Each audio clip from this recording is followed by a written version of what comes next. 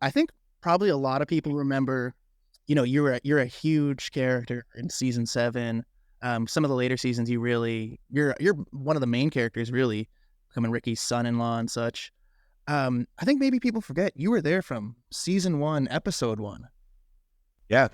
Can you tell us about kind of those Yeah. old days? Because like that stuff intrigues me, the showcase days, and like what was that first kind of day like on set where, yeah, like what was your mind?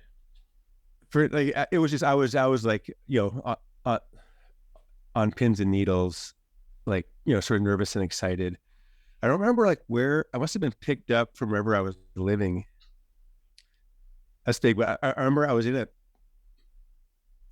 like a minivan going to set with a few, like from wherever our holding was, with a couple other folks, including Mm. Bernie, who plays Cyrus.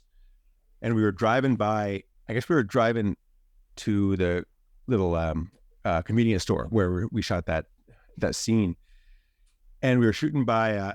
And outside of there was a few dudes hanging out near Cyrus's car where he had parked. And he was like, "Oh man, those I'm parked there. Those guys look sketchy." And it turned out it was rock pile that were just waiting for a different scene. Oh man, that's fantastic. But yeah, it was. I mean, I was just like, yeah, just like pretty amped up on nerves, and yeah, like the scene happened. I thought, oh man, like I probably fucked that up so bad. There goes my acting career over as quick as it began, and that was about it. It was just the one scene, I guess, back then. Then there was, I guess, a scene in the park as well. Where But it was everybody's just that grabbing. Sorry. yeah. It was just one day on set though, and and that was it. So I was just sort of in and out, and I was just sort of like, wham bam, like holy fuck, that was awesome, crazy, scary, and I think I probably fucked it up, but it was good. I guess they were happy with it. Oh, I mean, it certainly seems like it. They had you back. The uh, the character you play early on is just so funny to me, man. You've got the recurring character, and in the story, you have multiple jobs. You're working multiple times a night. Um, when you did that first day, did they tell you like the Jacob character was gonna be multiple jobs, or did they just want you for the one scene in the hardware store? And was there plans to Yeah, develop Jacob yeah. like I mean, that? I don't remember there being any plan, like at least it expressed to me about like the show going on. I mean, maybe Clattenburg and the guys had that like we're thinking on that kind of level, but it was again, I don't think anybody really knew it was gonna like go beyond the first season. Although, yeah, really that's above my pay grade, I guess. Like I'm so out of the loop in terms of like the decision making process and how the whole like. I mean, I'm sure it'd be interesting and boring as fuck to know how all that like stuff goes on at like the corporate level, like the producers. Like, what's a producer like on a TV show like that? Where there's all these producers. Like, I guess it can mean different things. Sometimes Yeah. it's more honorary. Sometimes it's like very functional. I guess often it involves money. Yeah, yep. That produces movies, as far as I know. I don't know anything. So when you were filming, they never said, "Okay, you're playing this job today. We're gonna have you back in a bit to do this." Do you think maybe it was just, "Oh, we got a scene where we need another job. Man, it'd be funny if we got that Jacob guy to come back and play this role." Yeah, I think. I mean, I think that kind of thing would often be the case. They do script things, but like so often I would get called like so on such short notice that I think they would sort of be like sort of putting things together uh, on the fly. Was that a common thing on set? Was there a lot of improv or stuff kind of made up on the fly? Oh, totally. Yeah. Big time. Like both the boys and other actors like Dunsworth and stuff would are just good improvisers, and so they would do it sort of anyway.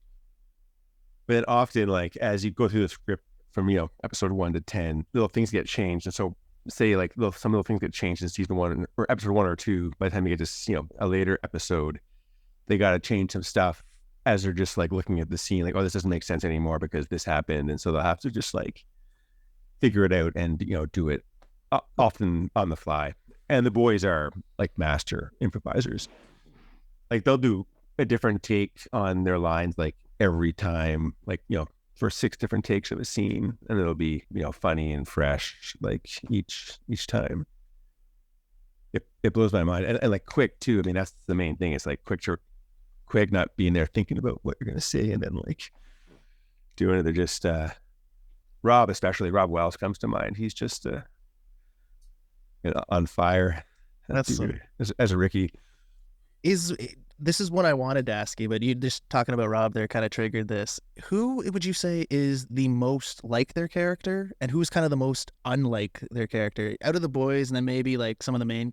Is there anybody that's like you're talking about how Rob's a really smart actor and that he'd very un-Ricky like? Yeah. He would like, yeah. Ricky's not known for being like a sharp wit, which is ironic considering that it takes a sharp wit to pull that off. Yeah, I don't know. I mean, definitely Mike Smith and Bubbles are very different in character, and also like in the, you know, in the looks, it's more drastic as well.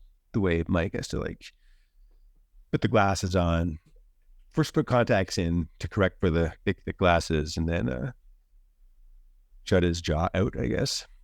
So I guess JP might be the most similar. Like John Paul isn't a, you know, criminal schemer, but like he's sort of a, you know, big and silent type, kind of similar to Julian, I guess.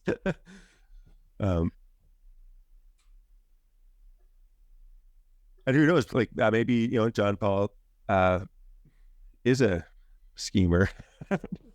Hey, yeah, maybe Secret schemer. Oh man, that's so fun. I just gotta take a quick sec here and say, man, like you were saying, it's been 20 years Trailer Park Boys, and I've been watching pretty much since the beginning, and this is just so cool. You know, having a smoke and having a drink with Jacob Collins, man. So thank you again for the time doing this, dude. This is so much fun. Oh man, it's my pleasure. Nice to chat with you. We were talking about like, yeah, there's the odd jobs in the early seasons. I think that recurring role is so funny. Do you have maybe favorite scenes or like a favorite job? Anything from those kind of early seasons where you were doing the bit roles? Gosh, you know, I can't like even remember all the jobs from the early seasons. Like there's a convenience store, there's the hardware store. I like the gas station.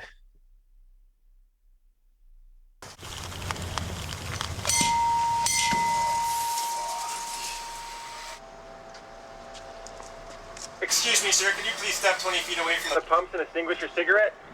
Can you please fuck off? Thank you. Well, Ricky, put it out. You got me fired from 9 jobs already this summer, and I can't handle it. I'm gonna call the cops. Go ahead, Jacob. Call the fucking cops. I dare you. But you know what? You're not gonna call the cops, are you? Because you're scared. Please, call them. I want to fucking go to jail anyway. Dick? Yeah, I'm calling them. Yes, I'd like to report a robbery, please. Oh, fuck off, Jacob. It's a black car with no door and a bunch of crap hanging off the back. Freaks driving it. Yeah, the gas station.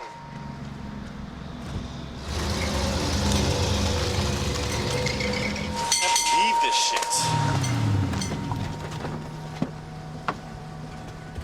Did that guy just steal something? Yeah, man, he stole a bunch of shit from me. Did he tell you to call the cops? Yeah, he was daring me to, and I called him. They're on their way. Look, my friend has psychological problems. I want you to call the cops back, tell him you fucked up. Man, he stole about $200 worth of shit, like, I don't know. Here, there's $70, that should cover it. I'm gonna get shit from my boss. There's $20 for calling the cops back. We cool? Yeah, man, we're cool. Thanks, man. I think I feel like maybe my performance, you know, it was like I was happier with it than, you know, maybe than average. And also like, yeah, it was extra funny. I think Ricky just tells me to fuck off. It's like through the microphone as he's leaving. That's what we're gonna have to edit it, because that is such a good scene. You get the elusive handshake from Julian when he comes by. Maybe that was the beginning of your love for him. When you were does he come by after? Yeah. I've got to rewatch the earlier seasons again, or all the seasons for that matter. That's something I'm super curious about too. Have you watched all the way through? Do you watch it often? Or? No, not often at all. Last winter I started watching it again and got up to partway into season 5. But that was the first time in years and years. And I was amazed at how I mean, I knew it was a good show, but I was like amazed at how much I enjoyed it and how good a show it is.